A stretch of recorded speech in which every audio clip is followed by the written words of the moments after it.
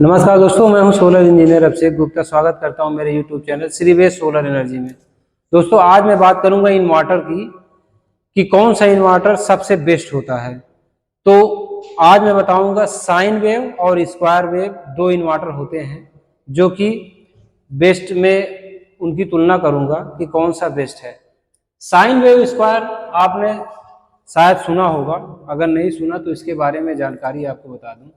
Sine wave inverter जो होता है वो सबसे बेस्ट इन्वर्टर होता है। इसलिए बेस्ट होता है क्योंकि उसकी जो वेव होती है, उसका जो करंट होता है, उसका फ्लो इस तरीके से होता है जैसे समंदर में पानी की लहरें होती हैं, उस तरीके का वेव होता है। करंट का जो फ्लो होता है वो इस डायरेक्शन में होता है, स्मूथ होता है।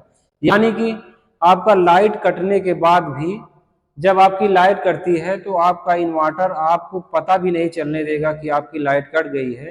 जैसे नॉर्मल लाइट आपकी चलती रहती है वैसे ही इन्वर्टर की लाइट चलने लगेगी, आपको बिल्कुल भी पता नहीं चलेगा।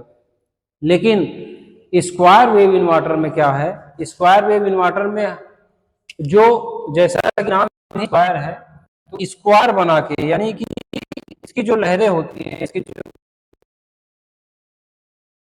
चलता है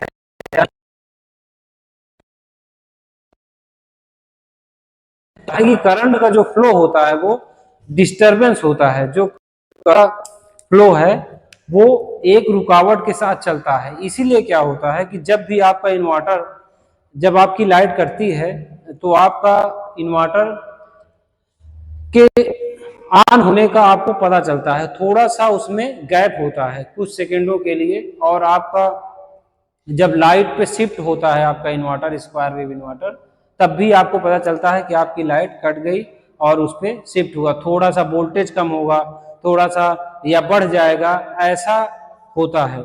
लेकिन जो साइन वेव इन्वर्टर होते हैं उसमें आपको कभी भी ना वोल्टेज का फ्लक्चुएशन होगा, ना कभी उसमें लाइट धीमी होगी, तेज होगी, या उसमें कोई भी तरीके का वेरिएशन होता है। करंट एकदम स्मूथ चलता है और बहुत ही अच्छी तरीके से चलता है।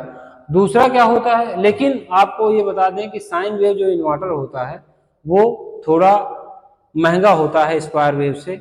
अगर आपको अब इसकी उपयोगिता बताएं कि साइन वेव इन्वर्टर हमें कहाँ यूज करना चाहिए, बहुत इंपॉर्टेंट कहाँ पे है जो जहाँ पे यूज करें, तो आप अगर आपके घर में कंप्यूटर है, लैपटॉप है, या वॉशिंग मशीन, फ्रिज, जो अक्सर सेंसिटिव इक्विपमेंट होते हैं जहाँ पे आपको लोड का फ्लक्चुएशन बिल्कुल ना पता चले, वहाँ पे हमेशा साइन वेव इन्वर्टर यूज करना चाहिए। जैसे कि आप अगर लैपटॉप यूज कर रहे हैं या कंप्यूटर चला रहे हैं, तो अगर स्क्वायर वेव इन्वर्टर है तो जैसे ही लाइट कटेगी उसमें ब्लिंक आएगा।